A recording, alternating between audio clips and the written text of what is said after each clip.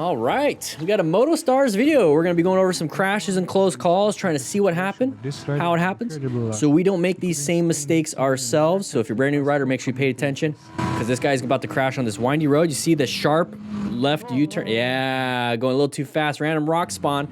No, the random rock was there anyways. We went towards it. So what happened? No, let's go back. What happened?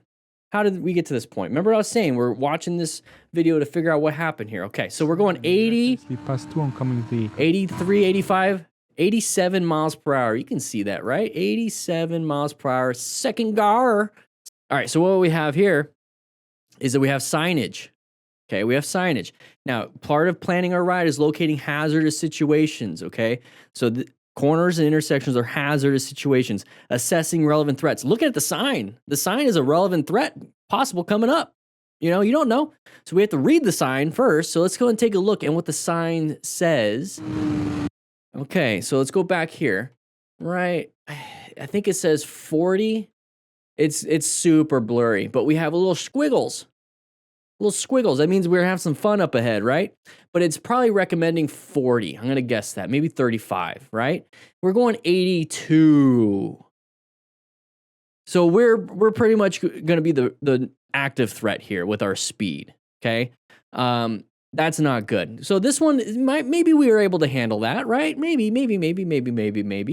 But then we got here, recommended 35 for this really sharp U-turn of a turn, and we're going 73. Okay, so we need to slow down. First, we have the squiggles coming up ahead, so we need to be able to navigate that. And then we have that thing up ahead, and we need to navigate that. So let's take it a little bit slower, especially for a new rider. Okay, even experienced, supposedly experienced, right? Where we have the whole camera and everything. We spend a lot of money on a camera and a big bike. So we come up to here, we make a turn, we failed immediately. We slammed the brakes, we went down to 55. We panicked. Okay, so already we're screwed up. Thankfully, we did not hit that truck. That's a death right there. Very lucky. But you notice how we are not even prepared. We're not even ready. We're just speeding. So what can we learn from this, everybody? Slow it down. Look for signs. Okay, corners are hazardous areas. Not a random rock. We target fixate. We found an escape. I would prefer before we hit the rock, we've just kind of did this, came to a stop, right? And then got back into our lane and then made the turn. I'd rather us do that, but we didn't. We target fixated on the problem versus our escape path, which is going to be the shoulder. Shouldn't be in this situation in the first place. We're here because we couldn't navigate the turn. We couldn't navigate the turn because we're going too fast. We're going too fast because of whatever reason. Now, it could be because you love going fast and love those endorphins, or you're not paying attention and your hand just keeps doing this and you're not focused on the ride. Either way, you're not focused. So hopefully you learned all those little things from just this one video. So Yacadrios.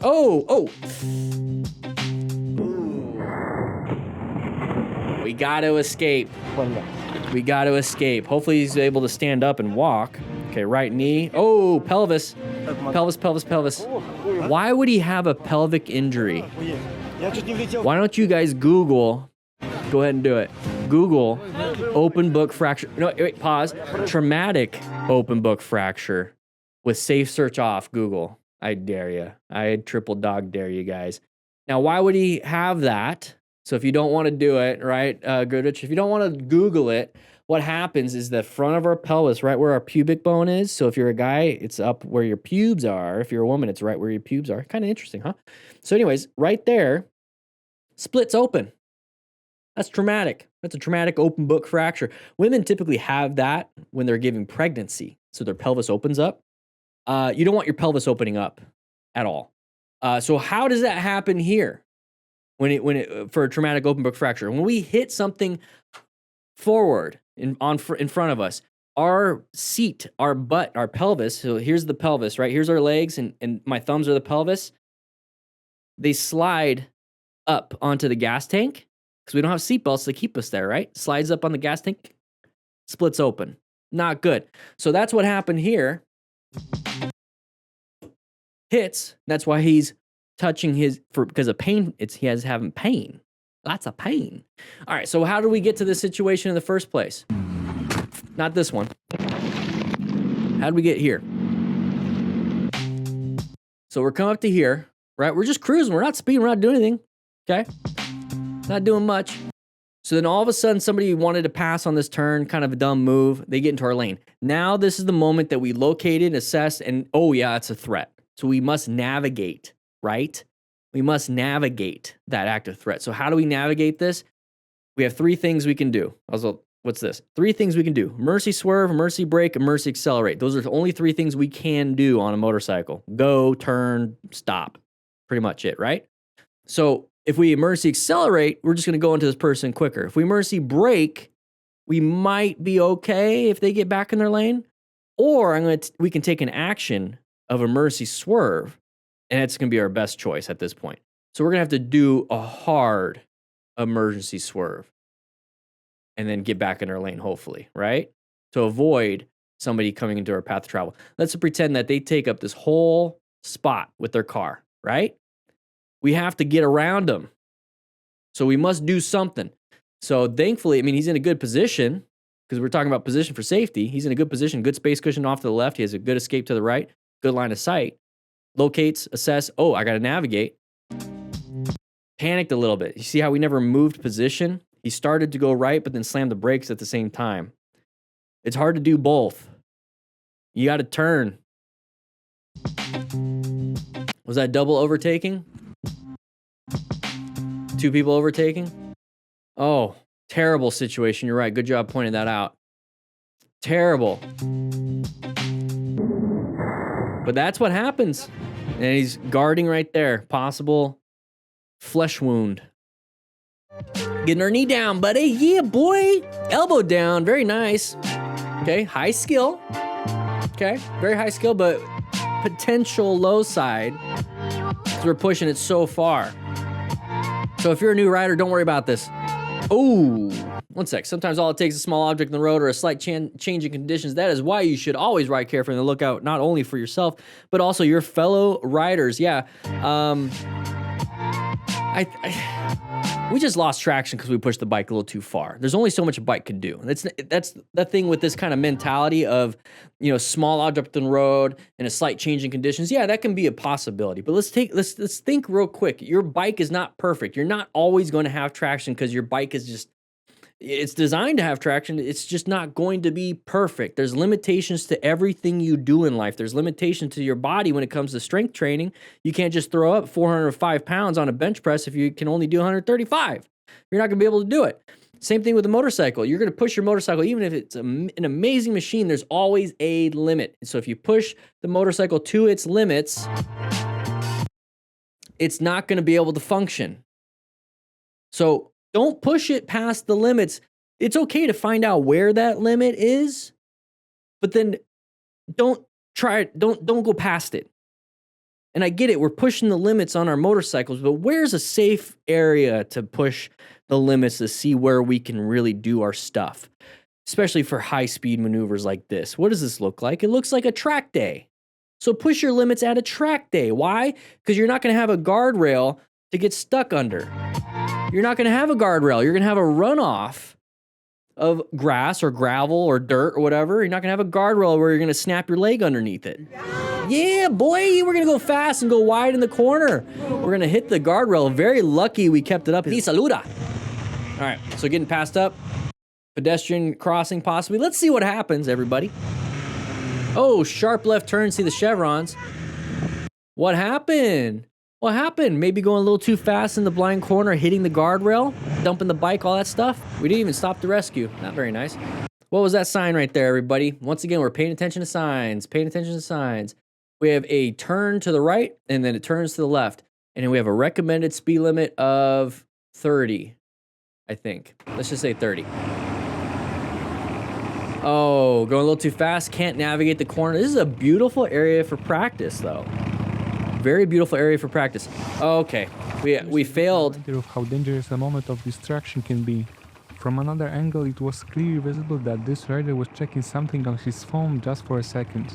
Despite serious trouble, he dude, no, get off your phone. It's a very valuable No, no, you're lucky This is a close call.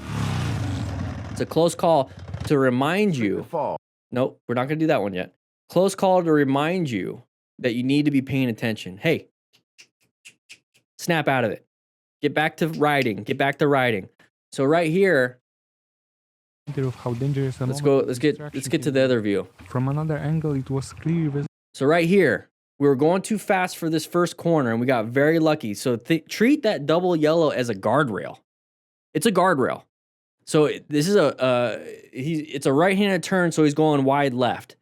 It's a guardrail, right? Or the end of a cliff. Treat it seriously.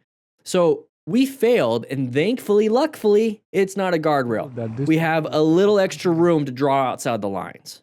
Okay, cool. Not a big deal. Oh, I need to be paying attention. I did not navigate that very easy turn. I screwed up. Snap out of it, Daniel. Let's pay attention. Thankfully, no cars were coming. Ooh, nice little omen of what's happening, right? So we get up to here, back in our lane. Slow it down. Roll off the throttle. Just all you do is roll off the throttle. It's going to help you out. Roll the throttle. Make the turn. Make the next turn that's coming up. Get off your phone. I have a rock form mount, which, guys, you can have. There's a link in the description for a rock form mount. It's great. You snap it into your motorcycle.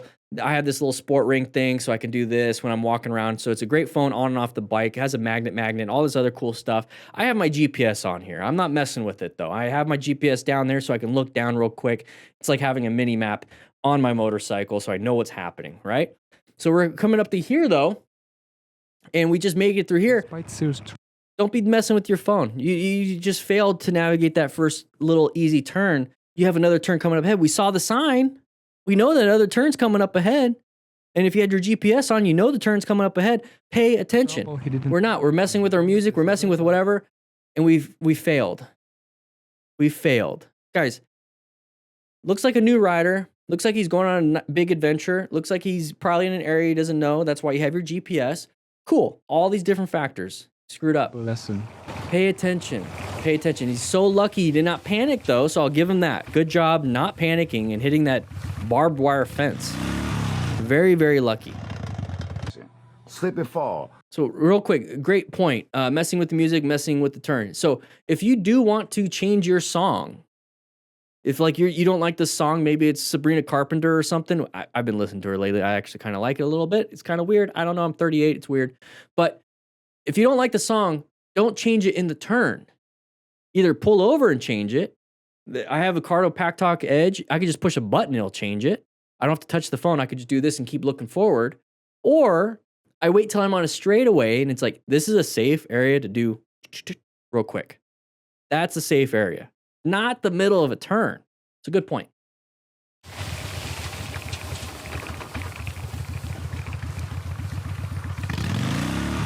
Most riders wait until after the crash to figure out what went wrong. So join the Smart Rider crew and post your close calls. I'll show you exactly what you missed.